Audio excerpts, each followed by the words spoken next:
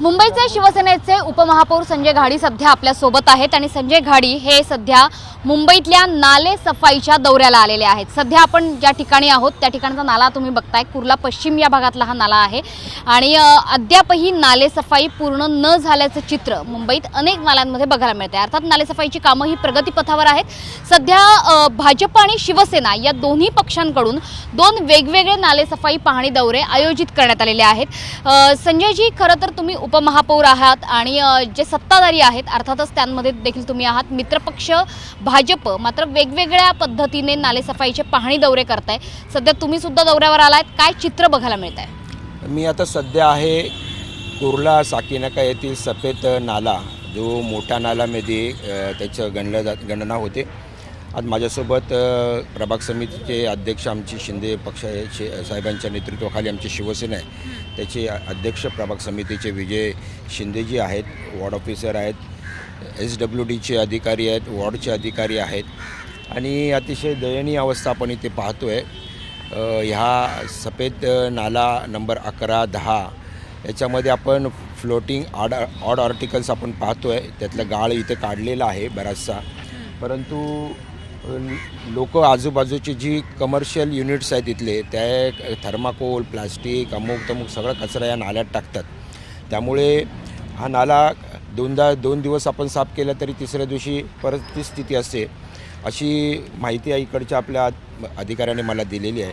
आणि मी त्यांना सूचना केलेल्या आहेत की आपण याच्यावरती आमचे सहाय्यक आयुक्तांच्या नेतृत्वाखाली मेंटेनन्स विभाग आहे, SWD आहे, SWM आहे, यांनी सगळ्यांनी एकत्र येऊन याच्यावरती लोकांमध्ये जनजागृती करायला पाहिजे की आपण नाल्यामध्ये कचरा टाकू नका। मुंबई महानगरपालिका आपला कचरा आपल्या व्यावसायिक युनिट असेल, आपलं घर असेल तिथून उचलून घेऊन जाईल, कारण भविष्यामध्ये इथे जर पूरसदृश्य परिस्थिती आली तर याचं फटका पाहिला हाच लोकांना पडणार आहे। त्यामुळे हे प्रयत्न आम्ही नक्की करणार आहोत। संजयजी, काही ठिकाणची नालेसफाई ही केवळ 5% झाली आहे। सध्याची स्थिती पाहता, अगदी तुमच्या मागचा नाला फ्लोटिंग मटेरियल पाहता, मुंबईतल्या नालेसफाईचं काम समाधानकारक आहे असं तुम्हाला प्रामाणिकपणे वाटतंय का? नाही, आजच्या स्थितीला एवढं समाधानकारक आहे असं म्हणता येणार नाही। याचं कारण असं आहे की मुंबई महानगरपालिकेच्या निवडणुका 4 वर्षानंतर झाल्याने खूप उशिरा झाला। त्यानंतर लोकप्रतिनिधी येणं, बजेट सँक्शन होणं आणि त्याच्यानंतर ह्या निविदा मिळणं, आता मिठी नदीलाही निवेदिकार आलेले आहेत, मिळाले, त्यांचं कामही सुरू झालेलं आहे। मायनर नाले आहेत त्यांनाही आता कॉन्ट्रॅक्टर अपॉइंट झालेले आहेत आणि त्यांच्याकडे थोडा आता कमी जरी वेळ असेल तरी उपमहापौर आणि महायुतीच्या माध्यमातून आम्ही दोघंही, महापौर आणि उपमहापौर, आमचे सर्व सहकारी नगरसेवक, अगदी विरोधक जे नगरसेवक आहेत त्यांनाही सोबत घेऊन आपण चांगल्या पद्धतीने नालेसफाई व्हायला पाहिजे याच्यासाठी प्रशासनाच्या पाठीशी आहोत आणि आमचे प्रशासकीय अधिकारी देखील ह्या ठेकेदारांकडून चांगलं काम करून घेण्याचा प्रयत्न करत आहेत। त्यामुळे मला निश्चितपणाने आशा आहे की 31 मेच्या पूर्वी 80% नाल्यांची सफाई व्हायला पाहिजे, ती होईल आणि त्यांच्यासाठी आम्ही सगळे प्रयत्नशील राहू। मात्र हे म्हणत असताना दुसरीकडे महापौर आणि भाजप पक्ष पातळीवरती वेगळे नालेसफाई पाहणी दौरे होत आहेत। उद्या भाजपचा एक महादौरा आहे असं म्हणायला हरकत नाही, ज्यामध्ये भाजपचे मुंबई अध्यक्ष आणि इतर पदाधिकारी, आमदार हे सुद्धा असणार आहेत। कुठेतरी शिवसेनेला या नालेसफाईच्या पाहणी दौऱ्यांमध्ये भाजप समाविष्ट करून घेत नाही का? महापौरांचे यापूर्वी दौरे झाले, तुम्हाला काही त्या बाबतीत त्यांनी बोलावणं केलं होतं?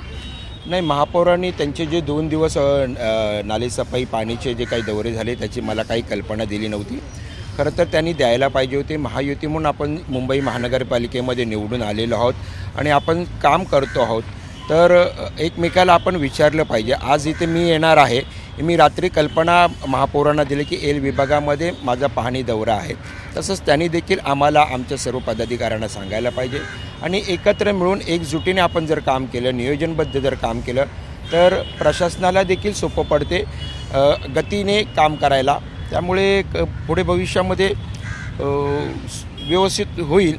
ही खंत बोलून दाखवली तुम्ही महापौरांना की तुम्ही नालेसफाईचे पाहणी दौरे केले, भाजपने केले आणि शिवसेनेला किंवा तुम्हाला विश्वासात घेतलं नाही किंवा तुम्हाला बोलावणं सुद्धा केलं नाही? नाही, ही गोष्ट मी त्यांना सांगितली नाही, कारण ते सांगण्याची आवश्यकता नाही, कारण प्रत्येक व्यक्तीचा तो अधिकार असो आणि त्यांचा महापौर म्हणून ते स्वतंत्र त्यांचा दौरा आखू शकतात। मी उपमहापौर म्हणून मी माझा स्वतंत्र दौरा आखू शकतो, परंतु त्यांचं माझं काल जे बोलणं झालं त्यांनाही हे अपेक्षित आहे की आम्ही दोघंही वेगवेगळे दौरे करावेत। परत स्थापत्य समितीचे अध्यक्ष आहेत शहर आणि उपशहराचे, त्यांनी देखील त्यांचे स्वतंत्र दौरे करून हे नालेसफाई कशी योग्य पद्धतीने चालली आहे किंवा नाही हे पाहणी करावं असं त्यांचं देखील म्हणणं आहे. भाजप सेना महायुतीची सत्ता आहे, समन्वयाचा अभाव वाटतोय का?